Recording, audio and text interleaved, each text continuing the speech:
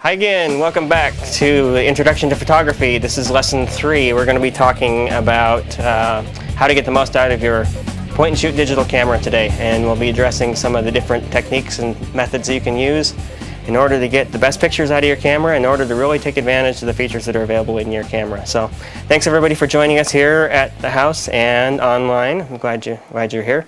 And before we get started, anybody have any questions from the lesson last week on composition? No? Okay, that's fine. I'm certainly happy to just move on. Okay, so we're going to start out with a summary of what we talked about last week, the 10 rules that I came up with of composition. Okay? All right, as we go through, I'm going to have you guys just shout out what each rule is and how you can use it. So first rule, KISS. Anybody who watched remember what KISS means? Keep it simple, stupid. Yes, and by keep it simple, stupid, what do we mean? Anybody? Well, sometimes when you're taking like a portrait or something, you try to have cool things in the background or try to do all these funky things, and sometimes it just makes it worse than it really is. If you keep it a simple photo, it's something that's elegant too. Yeah, simplicity is usually the best thing when you're taking pictures, making sure that you don't have distracting things in your background and things like that. Okay. All right, so the next principle we talked about was location, location, location. Anybody care to share what that means? It has to do with where you take the picture from, like the distance and what angles you take it from. Definitely, yeah, finding a new angle to take your pictures from, kneeling down on the ground or climbing up to a new vantage to get a better shot. So, yeah, changing your location to get a better picture. Okay, next rule is the rule of thirds. Anyone want to take a stab at that one? Well, basically, if you draw 2 lines on the screen in both directions, you've got a grid there. And if you are able to place your primary focus on one of those points, it makes the picture look more natural, I guess, and has some flow, not as static. Right. Yeah, we found that if you take pictures where the subject is directly in the center, that it's not nearly as interesting. And we've known for a long time through things like the golden mean that putting subjects on one of the third lines, if you draw a tic-tac-toe grid, makes a much more interesting picture. Okay? All right, so next principle we talked about was I just need some space. Anybody remember what that one was? Anybody want to take a stab? Nose room. If you're there facing this direction, you want to give some space on the picture this side, not as much on the back of their head. Right. For instance. Yeah. It helps to tell the story a little bit better. You can see where somebody is heading, what they're looking at, that kind of thing. Okay? Perfect. Okay, now, next one, scale. Anybody want to take a stab at that one?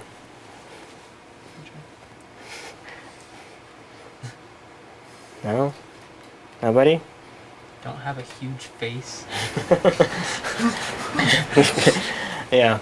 The thing I defined with scale was that when you're taking a picture of something that's really big or really small, you put something else in the picture in order to emphasize the actual size of the thing you're taking a picture of. Because a photo is two-dimensional, you can't really tell just by looking at it. Sometimes if you put like a hand or something in there, it gives you a little bit more perception. Yeah, all you have to do is put something in the picture that gives a frame of reference.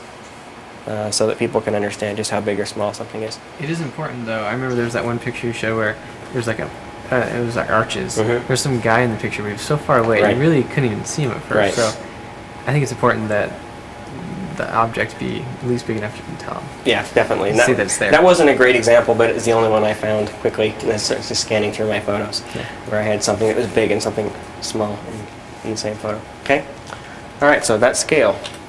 All right, layers of depth and texture. And I know there was a lot of information there, but anybody care to summarize what we talked about with that?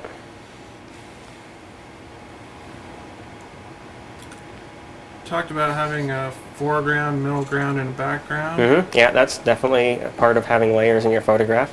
Not necessarily a principle you need to apply to every picture, but it certainly does add a three-dimensional aspect to it. Okay. And then there's this texture side of things too. Anybody? Anyone?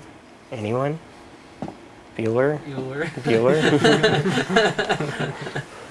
Okay, with texture, I just talked about how if you have a repeating texture that starts in the front of the photograph and moves backwards, your eye automatically knows that because of the repeating pattern that there's a change in size and change in depth.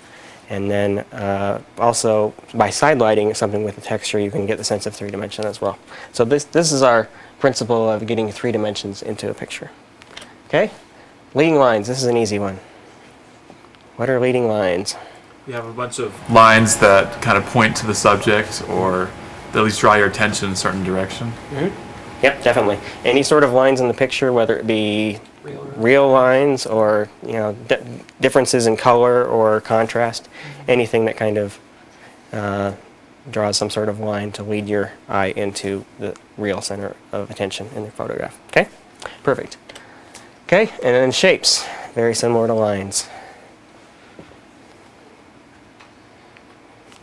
Come on, guys. You got people watching.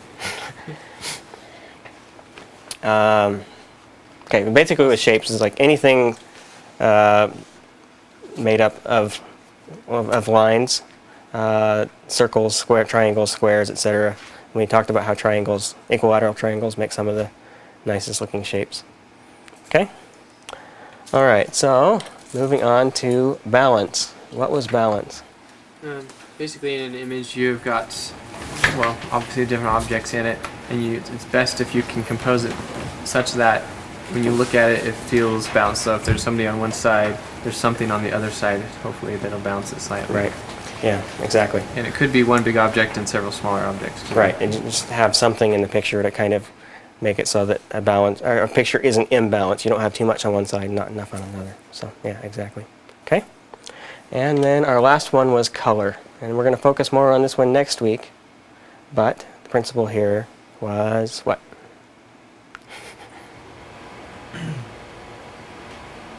Dustin, you haven't spoken up yet. Sure. Color was, I guess, is kind of like balance, like using complementary colors to make the picture more interesting. So there's more things to look at, and it's a better picture just by using different kinds of colors, either like opposing colors or next to each other or whatever. So. Yeah, using different color schemes in order to make a picture more interesting, make things stand out. Okay. All right. So there's our summary of last week. Once again, any questions? Okay, all right. So now we'll get into what we're going to talk about today, and that's going to be how to get the most out of our little point-and-shoot digital cameras. And I'm going to be demonstrating primarily from my little Nikon here. If we get a shot of that one. Yeah, there we go. Yeah, so my little Nikon. And then I will also be getting out my Canon. So we'll get a couple of different manufacturers here and see how they do their menus and see how you accomplish different things with those. And then we'll actually talk to some of the people that are here and figure out how to do some of these principles on their cameras as well. Okay, so we're going to talk about the common camera modes that we're going to be encountering on different cameras. Okay, and this is kind of the basis of making the most of the camera that you have. Okay, so the first camera mode that we often have is called portrait mode, and that's exactly what it sounds for. It's like for taking people's pictures, their portraits. And there's other ways to use that. We'll cover that here in a minute. You can take advantage of some of the things that the camera does when you put it in portrait mode in order to get other looks for your photographs, for other types of photographs. Okay, next one we have is landscape. And once again, that's for taking pictures of landscapes and scenery types of pictures, that kind of thing. Okay, then we've got a sports mode for taking action shots. And the other one we're going to cover is going to be macro or close-up mode and what all those different things do. Okay? All right, so let's go ahead and go right into portrait mode. Okay, so this here is the instructions in the manual for my Nikon camera and tells what the portrait mode is used for. It says, helps you frame portraits in which the main subject stands out clearly while background details are softened. This lends the composition a sense of depth. The degree of softening depends on the amount of light available. A nice typo there, by the way. But what does that sound like to you guys? Some of the parts of that definition. Some of the principles we've talked about. Field of view, like using the depth of field using the aperture and the f-stop too. adjust that. Yeah, definitely so. Okay. All right. And along with that, so we've got the minimum depth of field and a large aperture, which is the small f number. And then another thing about this mode is that the flash mode can usually be selected. On a lot of these cameras, when you put them in these special modes, they might turn the flash on or off automatically for you, and you don't have any control over it. But fortunately, in the portrait mode, you can turn the flash on and off manually. Okay? All right. So I'm going to go ahead and hook up this little camera. And let's see, which way does this go? There we go. I'll go over a couple different things in the portrait mode. There we go. And let you guys see it too. Okay, so I'm going to go into the portrait mode on this camera. Okay, and we'll use these guys over here as our subjects. All right. Now this particular model has a couple of pretty nifty features, where you can not only have a standard portrait mode, but it's got some templates, where you can tell it that you want to have your subject on the left, on the right, in the middle, and here we go. We'll do a portrait of a couple, and you two guys get to be a couple here for a minute. Wonderful.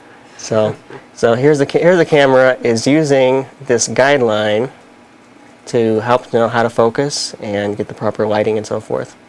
And when you take the picture, it uses that information. Okay?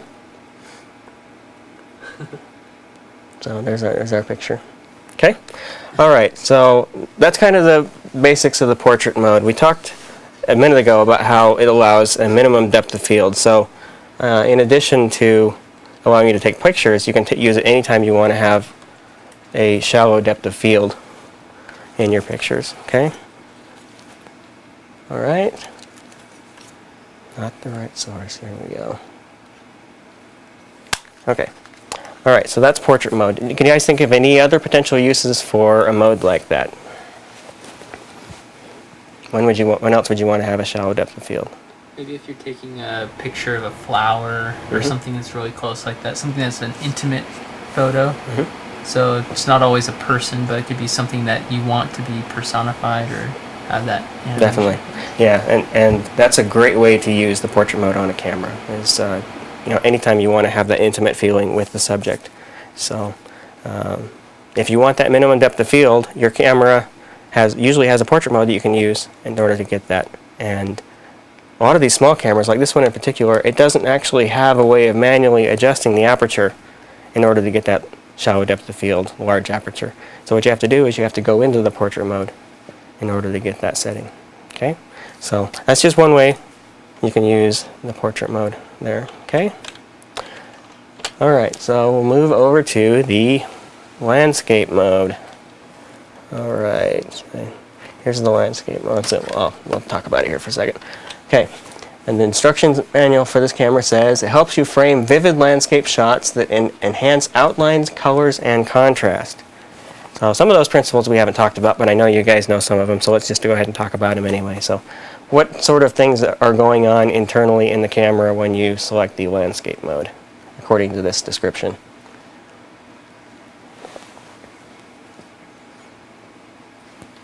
Well, what I was just thinking is, generally if you're going to be taking a picture outside, it's going to be daylight, especially landscape. So the ISO is going to be lower, or ISO. As far as colors go, I'm not sure what setting directly they'd be messing with there. Okay. That we've talked about. Yeah, we haven't talked about it yet. It was something we were going to cover in more depth next week. Like saturation? It's saturation. I always do that on the computer, but I guess the camera could do that. Yeah, a lot of people don't bother to edit their photos on the computer. So if you have a setting on the camera that allows you to make the colors really pop, and that's the saturation setting, then you can certainly use that. And as mentioned in the description here, the landscape mode is using that in order to enhance the colors, according to the definition they've got here. Anything else? There's actually two other things going on here that I can see. Well, the f-stop's going to be, the f number's going to be high, so they can have a larger depth of field and get trees in the foreground and mountains in the background all in focus. Right. Yeah, you've got a lot of stuff you want to include in your picture, so you'd be going with a shallow or I'm sorry, a large depth of field, a small aperture. What were you going to say, Dustin? I was going to say the exact same thing. Okay. So All right. And so that's actually in my notes.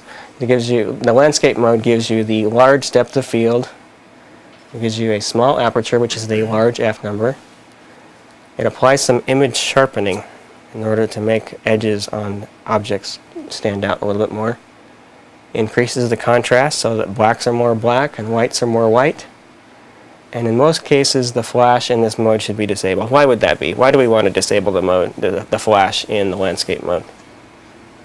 There's no way that the little flash on there is going to reach the mountainside, so it's kind of pointless to even do it because it would probably make more noise and whatnot. Right. The other thing is too is the flash generally means the camera makes the shutter faster because of the flash, and the mountains and background will be dark.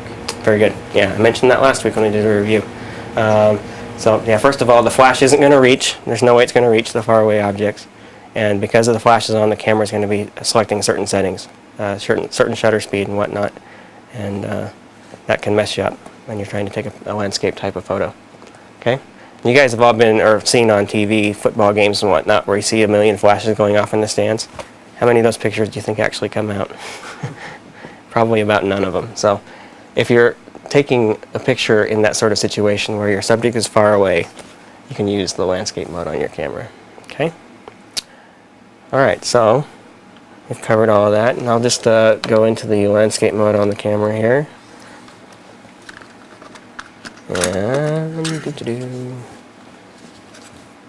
Okay. Yeah, Dustin. I have a quick question. Uh-huh. If say you're using a film camera, Uh-huh. how would you change the saturation, or is that something that's going to be covered? On film camera, the only way to do saturation is to go with a different film. Okay. So that's something that is film dependent on the film camera. So yeah, that'll be part of the color discussion next week. Okay. All right, so we'll go back to our video. So you guys here in the front, you'll be our landscape. All right, we'll go into our menu. This Nikon cameras in particular have these different settings. So scenic view, that's where you have mountains and so forth, and it helps you to compose. And if you notice at the little graphic there, where those yellow lines happen to fall within the photograph. Thirds. They fall on the rule of thirds. And then if we go down here to architecture, once again, what do we see going on there? Thirds. Rule of thirds, and we've got the diagonal lines from corner to corner. So it helps you, the camera just helps you to frame a better picture. Okay? Then we've also got these other settings of group right and group left. And basically these are combinations of the landscape and portrait modes. The camera kind of comes up with a happy medium between all the different settings in order to get the picture that you want. So that's just a couple examples there. Okay? Any questions about landscape? Where else would you might want to use landscape besides taking landscape pictures? Think of any other situations?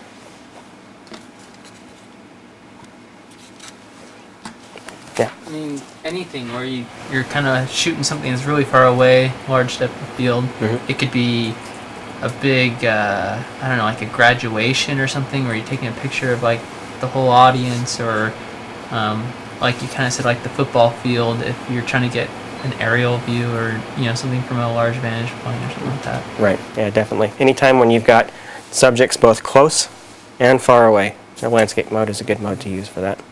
Okay. All right. Let's see. One other point I was going to cover, and it's just slipped my mind. Anyway, I'll come back to it.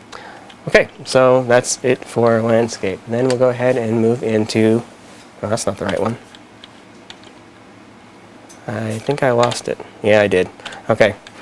I had the one for sports mode, so we'll just have to talk about this. Sports mode. What would you think a sports mode on a camera would do? What sort of Probably settings? increase the shutter speed, so there's less blurring, Mhm. fast motion. Nice fast shutter speed. Yep. And because of that, the aperture is going to have to be larger too. The opening's larger, the f Right. number's lower. Right. In fact, sports photos are often blurry in the background, and they like that because it isolates the person they're taking a picture of. So that's one Yeah, reason the ISO is going to be really high too. We also talked about how on a lot of the cameras that sports photographers use, they use those absolutely huge lenses, so they can have the huge apertures, so they can get the fast shutter speeds from a distance. I was gonna say, with a small camera like that, you're probably not gonna get too great of a shot on the But I guess what they'll do is probably just optimize what it can do. And Right, exactly. If you're taking pictures outdoors, you've got a lot of light coming from the sun, and so to some degree you can have the fast shutter speed and still be able to get the picture that you want. So, I'm going to pull up the manual on this thing real quick.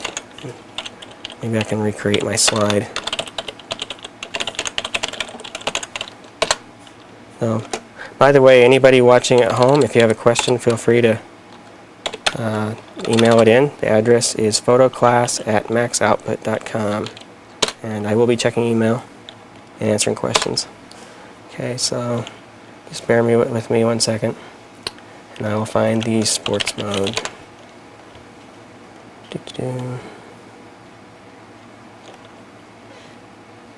Not passports.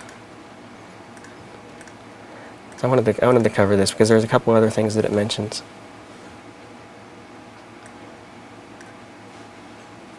Okay. Okay. All right. Well, basically, okay. All it's saying here is that mode is used for dynamic action shots that capture moving objects. Okay. So that's a basic idea with the sports mode. So unfortunately, I didn't have the slide for that. Other situations where you might use the sports mode. Fast shutter speed. Low light condition. No, never mind. You could. You really could. Yeah. If you got a lot of light, you can use the sports mode to get a fast shutter speed and cut the amount of light coming down into the camera. So if you think internally, anytime you select the sports mode, it means fast shutter. That means less light coming into the camera. So, yeah. Maybe you're taking a picture out of a window and driving by in the car real fast. Mm-hmm. Yeah. Anytime there's a lot of motion, if you have to move your camera a lot, that's another good situation where your subject is going to be moving relative to you. The sports mode is a great way to help capture that without being blurry. Okay? Any other ideas? No? Okay, that's okay. That's not a mode I use much, so I'm certainly happy to not talk about it a lot. Okay, and the last one we're going to cover here in much detail at all is the macro or close-up mode.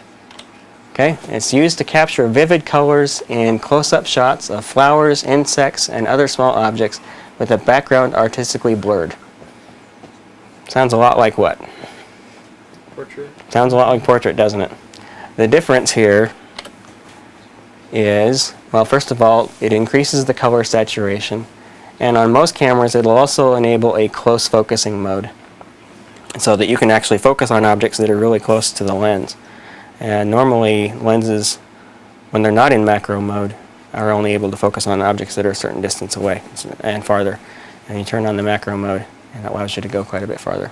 So, and then on the bottom here I've noticed that the exact function varies by camera, because just within the 3 cameras that I've got here on my desk, the function of the macro mode is completely different. So on the Canon here, the macro mode definitely only focuses on close objects, whereas on the Nikon, it doesn't adjust the focusing at all. So you have to read the manual and really find out what's going on. So, yeah, Jonathan. And I don't know if you know this, but like, how is it that they are able to get like a super close focus like that? Because I've seen that with my video camera before. It has like a thing where when I do come in really close and it all of a sudden changes something and it's focusing on something like ridiculously close. Right. I don't know specifically what's going on in there, but I know that it actually involves zooming in and changing the way that the focus is calculated, essentially. So when I'm doing macro photography, instead of buying macro lenses, what I do is I use these little close-up filters that go on the end of a zoom lens, a long zoom lens at that. So I might use like a 300 millimeter lens, and I pop that close-up filter onto the end, and that change in focus, because of the filter, actually allows me to get in and focus on things closely. There's something going on inside the camera that's similar to that, I would guess, but I've never torn a camera apart to find out exactly what's going on there. Anybody happen to know? Okay. All right. Macro mode is usually represented on a camera by a little flower symbol. And unfortunately, I couldn't find one that was suitable for on-camera use, so you just have to remember that. Okay. And those who are here checking their cameras. It should be on there. Most of them have it. Little flower. Yeah, little flower. It's usually a little flower. Okay? All right, now I'm just going to cover real quickly some other modes that some camera have. I got this off my Nikon's manual. And first of all, we've got the party indoor mode, which adjusts for room lighting color. We'll talk about lighting color in a minute, and gives a large depth of field. The beach snow setting increases exposure, and we'll also talk about why that is here in a minute. Sunset increases color saturation and decreases the exposure. Dusk and dawn increases color saturation, gives longer shutter speeds. The night landscape is slow or long shutter speed. And then we've got museum, which turns off the flash. Fireworks, which focuses at infinity. And then backlit, which helps you to increase the exposure of your foreground subject to compensate for any backlight that might be coming from behind. So those are just a couple examples of some of the other settings that cameras have. Really the best way to find out what any given mode on your camera does is to read the manual. That's where I got the information from these. Like they're probably adjusting things that you don't know about. Like when I first researched the macro mode, I didn't realize that it adjusted the color saturation and sharpening and things like that. But it's good to know that. So when you're taking a picture, you can know, hey, I need the shallow depth of field, but I also want to increase the focus. I want to have a sharper picture. Then you use the macro mode versus the portrait mode. So that's a good way to do that is to read the manual. Okay, and then the other thing I wanted to cover here is a few other handy camera settings. Most cameras have these, and we'll cover these in more detail than some of the other stuff we talked about. And the first one here is exposure compensation. And what that means is shifting the exposure that the camera decides it wants to use so that you can get the exposure that you really want. Then we have white balance, which adjusts the color that the camera interprets as white. And then we've got several different flash modes that we'll talk about as well. Okay? All right, so go right into exposure compensation. And I did find a picture of what this logo looks like, but it's going to take me a minute to find it. Anybody have any questions? I know that this lesson's a little drier than some of the other ones, but let's see, documents, photography class. Okay. A lot of pictures here to choose from. Symbol. Okay, maybe I don't have it. I know I found one. After all, okay, here we go.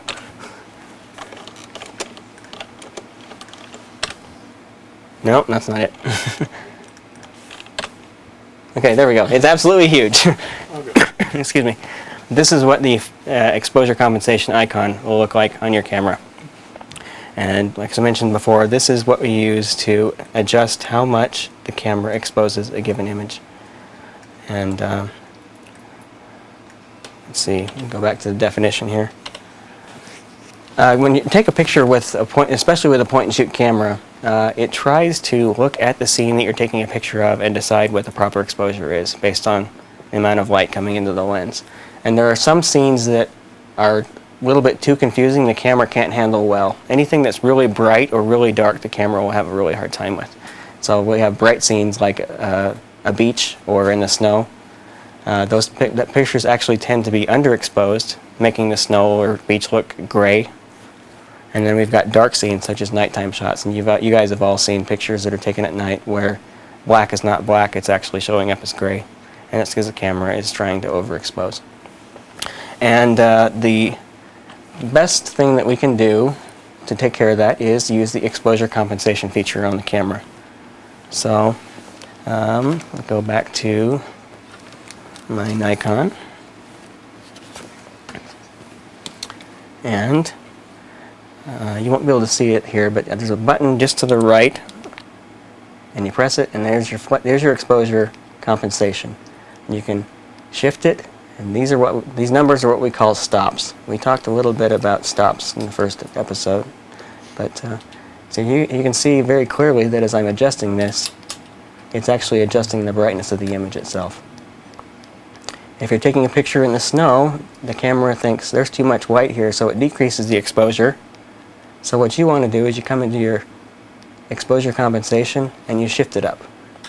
You take a brighter image to compensate for it. And if you're taking a picture at night, the camera thinks I need more light, so it increases the exposure, and you come in here and you adjust it down in order to get the proper exposure. So that's exposure compensation. Okay? All right, and any questions so far? Yeah, Justin. Yeah. I'm sorry, Jonathan, sorry. That's alright. So sometimes, like you're saying, kind of like with the snow, the camera wants to automatically adjust it. But if you start moving it up, you're gonna overexpose, like that white from the snow. Right. Or you'll get, like, if you have a zebra button on your camera, if it's a nicer one, it'll show that it's too strong. Right. So what's that gonna end up doing, when you're pulling up on the computer? Well, basically what happens is when you go to take a picture of snow, if the camera on its default settings, it's going to way underexpose everything, and you're going to end up with a gray snow. So you use the exposure compensation to try and get your snow back to white. So you boost up your exposure by a little bit. You might lose a little bit of details, but you'll actually end up with a photograph that looks better because you're properly exposing everything in the scene. Okay? Make sense? You follow? Okay, my favorite tool, I should mention this, my favorite tool for getting proper exposure is the gray card, and I recommend to everybody that they buy a gray card. It's just a piece of cardboard, and it's gray, and I better move it out of the projector there. But this is what the camera interprets as the average light level in a scene. So if you take your camera and aim it at a gray card, it will know the proper exposure. And this even works with a little point and shoot camera. So you aim your camera at the card, press the button halfway down to get your your exposure and focus settings, and then you'll have the proper exposure on your image. So, yeah. The one thing I was just thinking though is if you are taking a picture of somebody like 20 feet away, You have them hold the gray card and try and zoom in as much as you can. try and zoom in. But Yeah. if the camera only has like 3x optical zoom, which would be a typical point and shoot, Right. the card's not big enough in the screen for it to compensate that much. Right.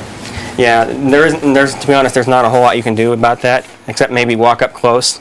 And for most average pictures, you won't need the gray card in order to get the proper exposure. It's only in scenes that are overly dark or overly light where having the gray card might be important.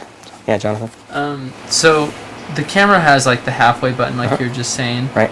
And you can set it, but then when you take a picture after that, you just had to hold it halfway down.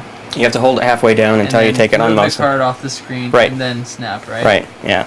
Unless it has. Otherwise, it's just gonna wipe out what you just did. So. Yeah. Unless the camera happens to have a feature to lock the exposure, which something like an SLR will. The smaller cameras generally don't. However, this one does. So I mean, it varies by model. If the camera has it, you look for a little asterisk on there, and pressing that asterisk button will capture the exposure, and then you can take the time that you need to focus and move around and get the gray card out of the scene, whatever you need to do. So some cameras have it, sometimes some don't. You'll find it more on your higher end cameras than you will on the lower end ones. So the gray card is a great tool for getting the right exposure on a camera. Okay, they're only a couple of bucks, and one of the other nice things is it's got instructions right on the back on how to use it. So they sell them at photography stores, and you just pick one up. Now I've seen cards for white balance, and they're supposed to be true white. I guess you're going to be getting into that probably. But Yeah. So this would be where you'd use it for exposure compensation. Well, you can use this just to get the right exposure. If you use this, you don't need to use the exposure compensation feature on your camera. Different topic than white balance. Yeah. Okay. Yeah. Well, you can use this for white balance. I'll talk about that in a second. But getting the exposure off of a gray card will make sure that you get the proper exposure for your scene, no matter what the conditions might be: snow, beach, dark, whatever. Using the gray card will make sure that your camera gets the proper exposure. This is what it's looking for. It's looking for this amount of light coming in from the camera. And if you've got more than that, or you've got less than that, you have to use the exposure compensation in order to get the proper exposure on your pictures. So, does that make sense? Mm-hmm. Yes. Okay. All right, good. So we've got the exposure compensation feature, and then we also got white balance that we'll talk about. And this seems to be a foreign concept for a lot of people who are new to photography. Basically, what white balance is a setting on the camera to make sure that it records colors properly based on the color of the lighting. And that might seem a little bit counterintuitive. You think, well, white's white, black's black. Well, maybe true, but lighting is all different colors. Different light sources emit different types of colors, and our eyes automatically adjust to the different lighting colors that are around us so that we don't notice that there's actually different colors of lighting. Okay? And a few examples. Compared to sunlight, indoor lighting, lamps and overhead lights and so forth, is very yellow. And you've probably all seen pictures taken indoor where the flash doesn't fire and it comes out very orange. And that's because of the incandescent lighting in the room being very yellow compared to sunlight that the camera is expecting. And also, compared to sunlight, fluorescent lighting is very green. Okay? And then compared to incandescent, sunlight is very blue. You've probably also seen pictures where it might be properly exposed for an indoor shot and you have light coming through a window and it looks very blue. And the reason for that is because the sunlight compared to incandescent is very blue. Computer monitors and TVs are also very blue compared to incandescent. In fact, anybody who's here who looks at my computer monitor probably thinks that looks very, very yellow. And what I've done is I've actually adjusted the color balance on the monitor so that it looks right on camera to match the lighting that we're using here. So you have to keep that in mind. And then also fluorescent is slightly blue compared to the incandescent lighting. Okay? So different lighting, different colors. And cameras have a white balance setting to compensate for that. And we'll go back to my Nikon again. See if we're still on. Okay. Alright, so on this camera, this is how we'll adjust the white balance. We go into the menu, and there it is. It's the second option on there. And then we've got a few presets. We've got an auto setting where the camera tries to guess, and then a white balance preset. And you notice as I adjust these that the image in the background is changing color pretty drastically. So here we got the auto setting, and then here we go to a preset, and it looks very, very yellow. And then we've got a daylight setting. And if you look in the background here, you can see my blue desk actually looks yellow because the lighting that we're using here is incandescent, and it's very yellow compared to sunlight. So we've also got an incandescent setting. And what do you know? Our colors are correct when we select that. Okay? And we go to a fluorescent and shifts a little bit. And then the cloudy setting, lighting in cloudy conditions actually is slightly bluer than what you have in direct sunlight. So that's why you've got that setting. And shading and speed light, which is flash. Flashes tend to be roughly the same color as the sun, but it can vary some. So there's our white balance setting. What sort of conditions do you think we might have where auto would not work for white balance? Anybody have any ideas? It's kind of related to exposure. We talked a minute ago about how exposure, if you're taking a picture of a scene that's mostly white, like snow, how the camera tries to compensate and make it darker. If we've got it set to auto on white balance, and we're taking a picture of something blue, what's going to happen? Make the blue seem white. It's going to think that the blue is white, exactly. And so what happens then is you get the opposite color, which is the orange. So we need to adjust the white balance setting manually in that particular case. So if we're taking pictures indoors using incandescent lighting, we set it on the incandescent setting, and then all of a sudden the colors in our pictures are correct. Okay? Any of that make sense? I'll follow? Okay? All right, and as Anthony mentioned before, one of the tools that we can use for getting the right white balance is, again, the gray card. So focus your camera on there, set it to, you can set it to an auto setting, auto white balance setting, and frame on the white balance card, and it'll automatically record that color of gray as being the proper color, essentially the right tone, and give you the right white balance in your picture. So Wait, so you use the gray card with the auto, Mm-hmm. and it's gonna realize that that's gray. Yeah, it knows that this. Basically, it's looking for neutral colors. Okay. So if you put it on the auto setting and put it on a neutral color like a gray or a white, it says, okay, well that shouldn't have any color to it. Right. And so I know what the proper color of the lighting in the room is. So, makes sense.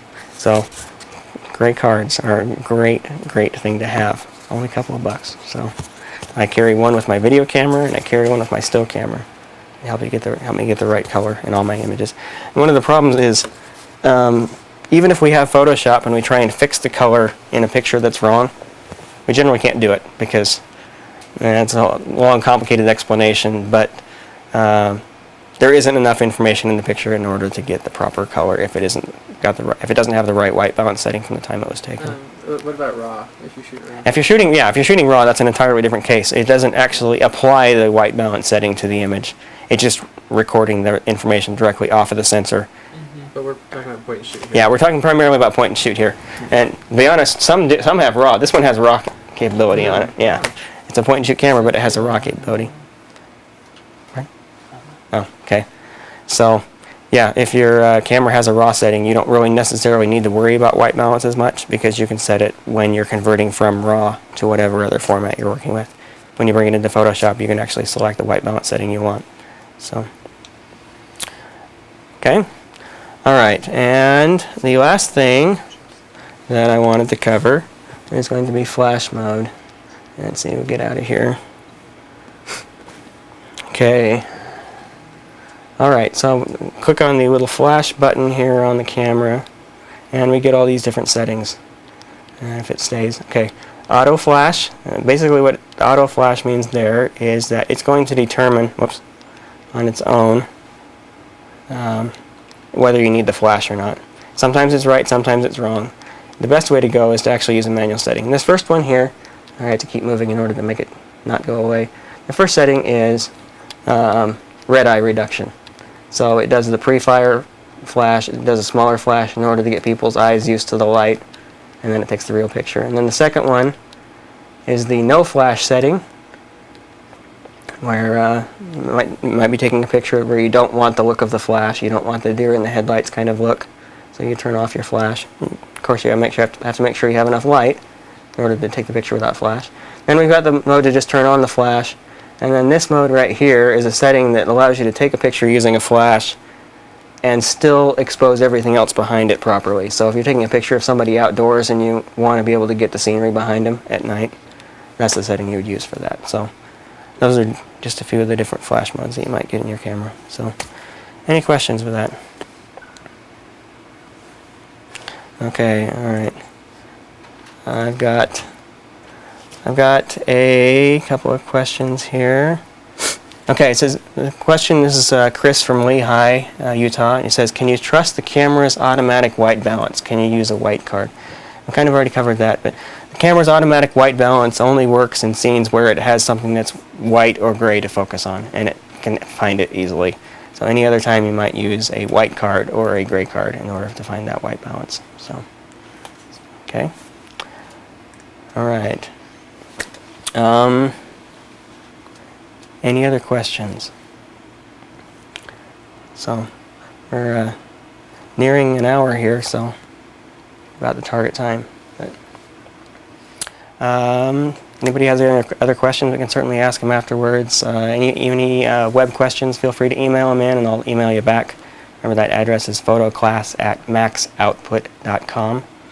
And I had someone else ask if I'll be putting the class online. What happened was, the first one I did put online, second one I uploaded to Google Video. They rejected it. Tried again, rejected again, and then the third time, same thing. So I'm going to keep trying. I'll get it up online somehow. This class will be put up online as well. I'll have all 7 of them up online at some point, but it might be a while. But that's a good question. Thanks for asking that. If you guys have any questions that you want me to address in the next class, be sure and send those to photoclass@maxoutput.com as well. And I certainly appreciate you watching, and have a good time taking pictures. And if you got anything to share, be sure and let us know. Email it to us as well. So thanks a bunch. We'll see you next week.